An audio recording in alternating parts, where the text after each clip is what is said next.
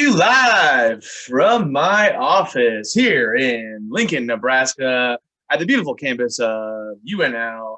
Welcome to Trio 30 Talks. Thank you all for joining us today. And I'm your host who has been out the last 2 weeks due to COVID and being sick. So it is glad to be back, have some energy, no more coughing. And we're getting back here to help our students learn some great leadership competencies as we move forward in this year. 1 month left of this first semester for our UNL students. Once Thanksgiving gets here, the semester will end and we'll have a good chunk of break between that and the winter holidays that come up until the next second semester in January. So the grind is on and it is things are changing. So I thought today would be a great opportunity to talk about how to be adaptable and all the different things that we're able to do to change in different situations. This is a skill that needs practice, needs to be learned. Some people think that they just have adaptability and they can adapt to situations. No, you've learned throughout your life and how to adapt, and you have to keep practicing it so that way you're ready for some different situations that may come up that you're not used to, especially when finals are coming up. Going home, we have the elections are coming up, all these different things are happening and things are going to be changing. And so it's important that we learn how to adapt. And so today I got some skills for you all that we can do. So first off, we're going to go ahead and talk about our outcomes, what we're going to learn today. So people who are watching this on live on Facebook, if you're watching it via YouTube, listening to it on our podcast via Spotify or Apple Podcast. We are on that as well now. You have a chance to really get a chance to learn what the traits are in becoming an adaptable leader. Leadership is something that we really want to focus on to help our students become better leaders. And I think adaptability is one of the key concepts to be an efficient leader.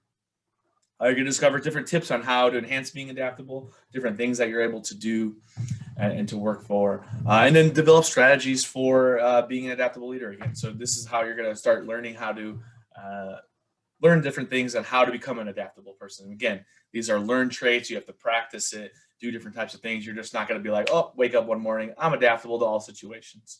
That's not going to happen at all. So as you know, and if you've seen these before, I love my memes and I love Star Wars. I'm a big nerd at times.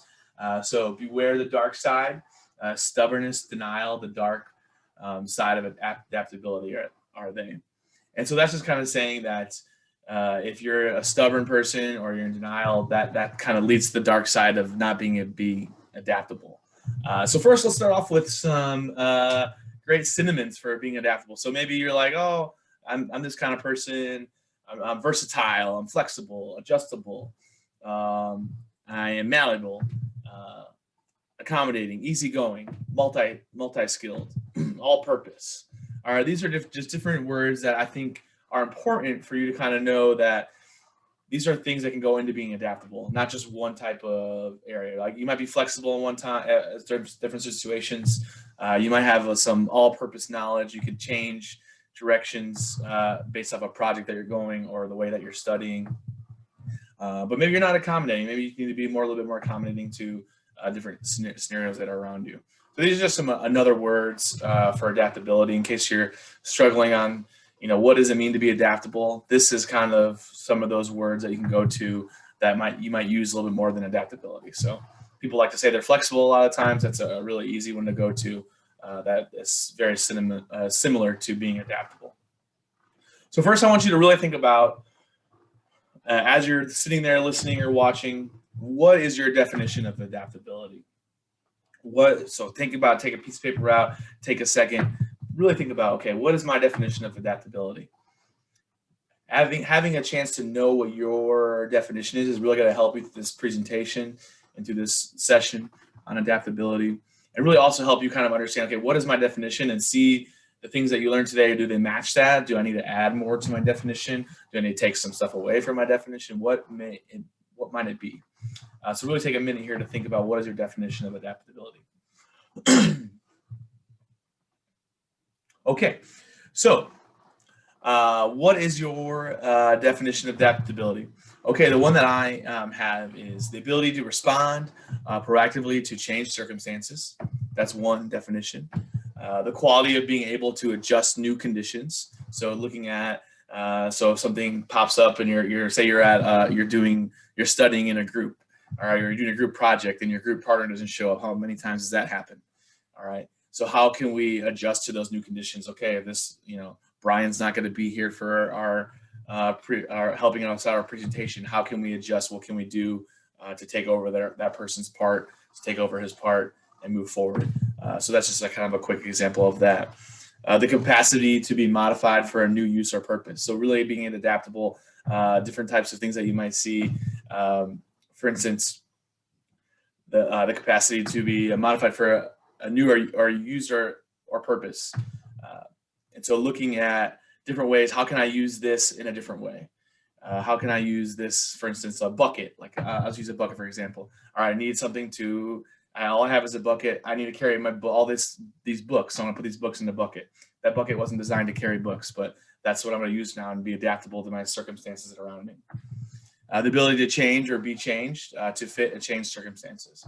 So in a situation, we're going to talk about different situations today about, emotional adaptability and how to change the circumstances and be able to, like, maybe you're in a really happy mood and you go and you're going to work or you're going to your class really happy in a good mood and you're smiling and having a good time.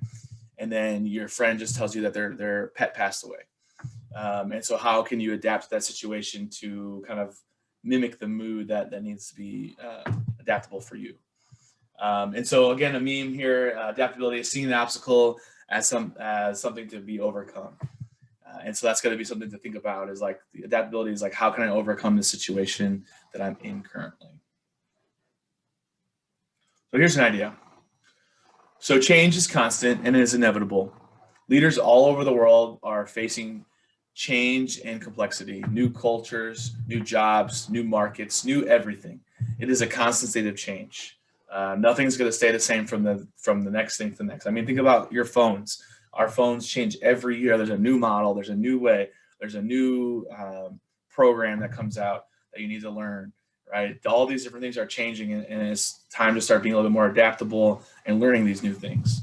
So according to the research, the most frequently cited success factor for North American managers was the ability to develop or adapt. But however, on the flip side of that, the inability to develop or adapt was the most frequently cited reasons for career derailment among North American managers. So this is pretty much saying is that people want everyone to be adaptable, to change the different situations, to flow which way they need to flow to make things work. But then on the flip side of that, people who are not able to adapt to change also found their careers in derailment and not able to progress or move forward, or actually lose their job because of that. So that's why adaptability, I think, is really big. But you need to practice again. We need to have some different areas to practice and to learn, because if you're not doing that and just go into a situation, and you might have this panic mode and stressed out mode and have an anxiety attack because you're not used to things changing all the time. So fact number one, adapting is more than just coping. All right, so it's more than just coping. I'm not just going to sit there and just be like, okay, it's okay. I'm just going to let things happen and just cope with it. Being adaptable means adjusting to change, not just to get by, but to accept the change. To be adaptable, you have to really accept the change.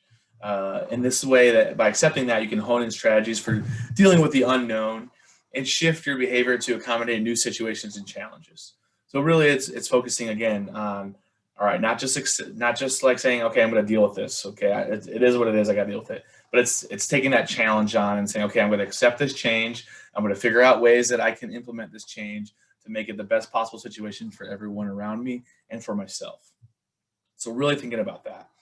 And as again, my meme is our meme's a coping mechanism. So thinking about that sometimes kind of makes me just smile. Like, okay, I'm going to look at a bunch of memes to cope with this change sometimes before I actually hone in on my strategy of how to actually have to deal with this unknown. And that way I can shift my behavior. But first I might cope with some memes to make myself laugh and not think about it for a second. So fact number 2, inflexible leaders limit the adaptability of others. So if you're not flexible, if you're not willing to adapt, you're going to limit the adaptability of others around you. New initiatives may be halted or stifled. So maybe you have a really great new idea for a program in your student group, or maybe a new idea for your group project, class project, and those are going to be halted or stifled. Resistance to change may undermine critical projects or system-wide implementation. Employee enthusiasm, so if you're working at a job, cooperation, morale, creativity are all jeopardized because you not wanting to have any room to change or be flexible with your current situation. And this is making it difficult to run a business or organization. So if you're in a student group right now and you want to be a micromanager and have everyone do exactly what you say, and there's no room for growth or no room for ideas, it's going to really hinder your group's organization to be progressive and to make changes that may need to happen, right? If we're still printing 100 documents all the time, let's get with the times and start changing our way that we look at resources, right? So we have a computer, we have technology to really focus on, let's keep things online. So we're not printing all these things, save on resources, use that money for something else. That's just an example that you may think of, but really focusing on trying to have that creativity, those ideas. But when you're inflexible, that's just going to kind of go away. And people are not going to be happy. People want to be heard. People want to be able to have different ideas and make changes here and there to better their organization and to better the people around them. So think about that. If you're a leader in your organization and you're the one that's like, oh, no, we're not doing that. You're a no person. No. Start to try to say a little bit more yeses. Try to think about ways to be a little bit more creative. Don't be that micromanager. Just tell us everything you do in a day and how many times you do them and how long it takes, right? That's something, but we're not micromanaging you, right? So make sure that you're focusing on that. So I mentioned this a little bit earlier, but fact number 3, there's kind of adaptable people show 3 kinds of flexibility. Adaptability is about having ready access to a range of behaviors that enable leaders to shift and experiment as things change. So the first one is cognitive flexibility. And this is the ability to use different thinking strategies and mental framework. So being able to think through a different project, thinking through, okay, how are we going to make this work? What's the strategy for this? Maybe it is like, again, I use schoolwork and group projects as an example. Okay, how can we think through this and have the strategy work so it makes sense for the presentation we're about to do? Or maybe it's a group organization. Let's think of the different types of, let's make sure we have a rain plan, and let's make sure we have an indoor plan and an outdoor plan if we're going to have an event outside, and think of the different strategies that go through that. Then you have the emotional flexibility, the ability to vary as one approach when dealing with emotions and those of others. Again, we kind of brought up that situation where, I'll give you a great example. I walked up to a meeting and I said, oh, we have this great event for a social for everyone to come at 5 o'clock on Friday to meet everyone. And then 5 seconds later, the person comes up and says, well, at 5 o'clock, we also have a program for the student who passed away to mourn them and be there. So then I had to change my tone. I had to change everything. I had to adapt the situation, not bring that up anymore because that's a little bit more serious and I'm dealing with those situations. And I want to be able to deal with that emotion that's in the room at that point. So I have to really think about myself and adapt to that situation as opposed to, well, then after that, why don't you come over to this program for us and have a social? That's not the right time to continue talking about that. So thinking about that emotional flexibility is very important when you're ready to be adaptable. And then dispositional flexibility. And this is the ability to remain optimistic at the same time as realistic. And so being adaptable and being flexible and being optimistic sometimes, oh yes, we're going to get this, our project's due tomorrow and we have to do, a presentation and we have to build a diorama or whatever it may be. I have to build something. We're gonna do it on Thursday and it's due Friday. But I'm really optimistic. But you have to also be realistic. You have to spend time and thinking about, okay, even though change is happening and we're making change, we just can't make things happen overnight. We need to be realistic. We need to ease into some of these things that we're going to do in this program that we're going to do. So we can be optimistic that this is what's going to happen, but we can't do something right overnight all the time. And you have to be able to have that realistic mindset as well. So those are the 3 different types of flexibility and having, or adaptability, and having all those 3 areas kind of merges together in that diorama here, and being able to be adaptable. So talked about, so those are some facts to be a little bit more adaptable. Now that you kind of know, now let's get into some tips. I have 5 tips for you all to really focus on. Okay, what can I do to be more adaptable and practice this and being adaptable? So one of the big things is being curious. Ask lots of questions, wonder, explore, and consider before you judge and decide. Take the view that different is not right or wrong. It's just different. So being able to ask questions on things. All right, so wondering why the change is happening. Okay, give me some background on that. It's okay to be curious about those things. As I have my meme here from Heath Ledger's Batman, why so curious, right? And so really focusing on, okay, figuring out what's happening. So that way you can help you understand why the change is happening. That can help you also then think about, okay, now I need to critically think through how I'm going to be flexible and make this work for me. So tip number 1 is being curious, asking questions. Tip number 2, don't get too attached to a single plan or strategy. Make sure you have A, B, and C plans ready, right? My meme says here, if a plan A fails, don't worry, there are 24 more letters in the alphabet, right? So you have a lot of different options. So having different plans, and that can make you feel better, because if you get stuck to one plan and this is the way you're going to do, if that plan doesn't work out, then you're going to start having a panic attack. You're going to have some anxiety. You're not going to have other options or what to do. I use this as a great example for student organizations who have an outdoor event, and then it starts to rain and they don't have a backup plan at all. And so then that event either gets canceled, they wasted supplies because they didn't kind of have that backup idea of what we're going to do if it rains or what we do if the weather is bad. And so that's a really good example of, okay, making sure you have different plans, because it might not work out. It might not make sense to you if you're doing a presentation. Okay, I'm doing a presentation on adaptability, and maybe this presentation isn't working. So now I have to adapt and change and move forward and change some of the topics and change my language around to make sure it makes sense for everybody. So don't get attached to one plan. Make sure that you're thinking about multiple different versions of a plan in case if something fails or isn't working. All right, tip number 5, create support systems. Don't do anything alone. It's really important to look to mentors, friends, coaches, trusted peers, professional colleagues, family members, or any others to serve you as your support system in times of change. Encourage your employees, encourage your student organization members to do the same, right? As your mentor, it's my job to keep you from suffering a horrible death, right? That's sometimes how you feel when something's not going right. So being able to talk through those systems. If you're just doing it all by yourself, you're not going to learn from those things. You're not going to hear from different experiences from your mentor. You can call me on, you can email me, talk to me about a situation, and we can talk through about how we might be able to adapt and change your circumstances. Maybe you're not doing so well in your classes right now. Maybe your chemistry class or your biology class is giving you a really hard time. So let's adapt your strategy and figure out ways that you can get the information and get tutoring help. Or maybe the tutoring is not working. Maybe we need to switch up a different tutor to maybe have some different information that you like, so you can click with that person. Maybe that's the situation. Maybe it's just trying out different strategies and seeing what works for you, and seeing what's ones you have done, what you haven't done. And that way, maybe that a different learning style, it will be better for you. So those are some things that you can talk through your mentor about. Talking about some of these things and these struggles that you're having is a good way to learn how to be adaptable, actually.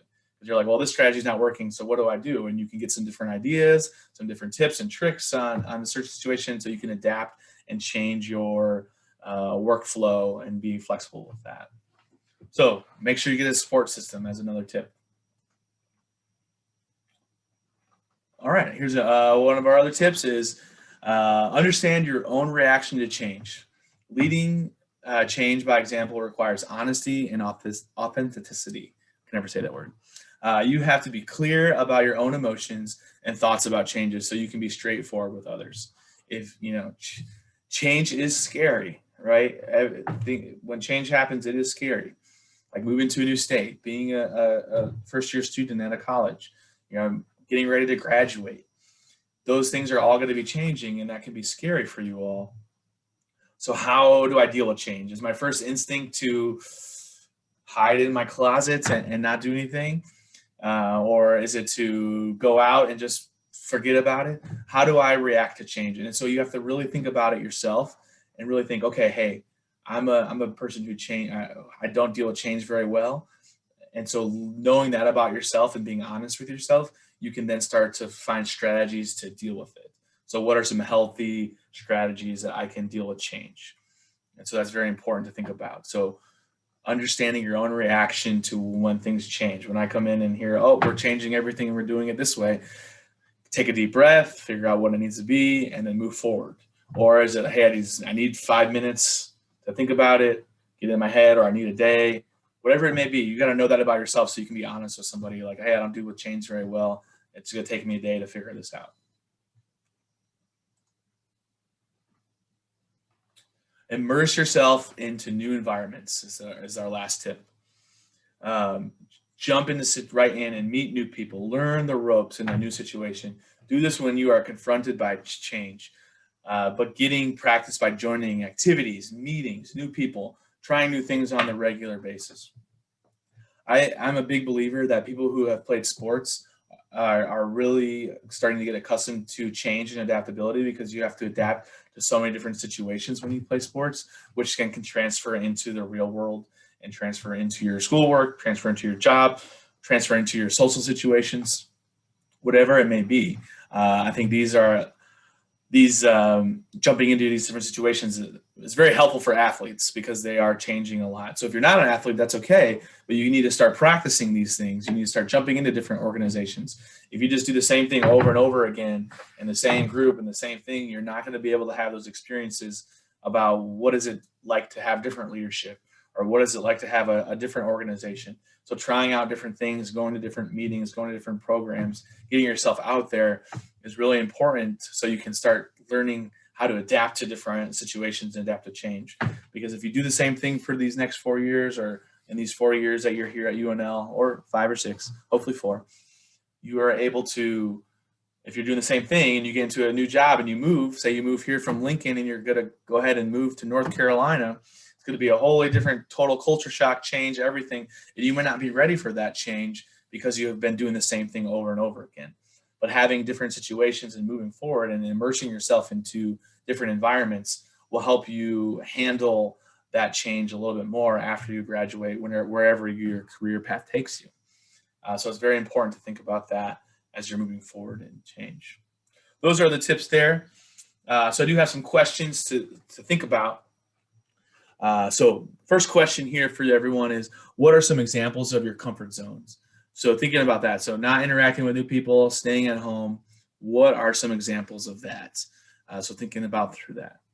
Question 2, what do you think keeps you from moving outside of your comfort zones? So what is it that is actually making me think, hey, I don't want to do any of this. I don't want to move out of my comfort here. What is it that's making you, keeps you from moving outside of it? Question 3, write down about a time when you deliberately did something new and challenging. Why did you do that? What was the outcome, and what was the reward for you? So thinking about the times that you have done some things and why you liked it and why you didn't like it, or what was the reward for you? Here's question number 4. Write a situation in which you feel you would benefit from pushing past your comfort zone. What is stopping you from doing this? And what is the potential gain from doing that? So really think about, okay, writing down these situations are going to be really helpful to you. So when you're thinking, when you're going through this, you're listening to it on the podcast, writing these things down is going to be very helpful. So that way you can start thinking, okay, strategies on how I want to be adaptable. If you can write down a commitment to doing something outside of your comfort zone in this week, what is it going to be? What is it? Write down that commitment. Okay, I'm going to do this to start working on being able to adapt and be able to change, right? And these are some things that you can start thinking about doing. I mean, we were all in this COVID pandemic thing. We quarantined for a while. Some of us are in quarantine probably now because we were around somebody who had COVID. And so these are some things that change. Your status has changed. You're stuck at home. What are some things that you can do to get out of that comfort zone to think about those types of different situations? Just another example of ways that things keep changing and evolving, and how am I going to change that? So thank you all for listening to our presentation on adaptability. Here, if you're watching on YouTube or if you're listening to the podcast, we do have a link that you can follow. If you highlight this QR code, that will take you to a survey to check in to say that you've been there, so you can get your Trio 30 points. Please do that. We do have our YouTube page, which will be on the next page that you're able to go on to and subscribe, so you can get new things. You can go on our Apple podcasts. We also have a Spotify podcast. Go on to those. This will be uploaded. There's plenty of other Trio 30 talks on there.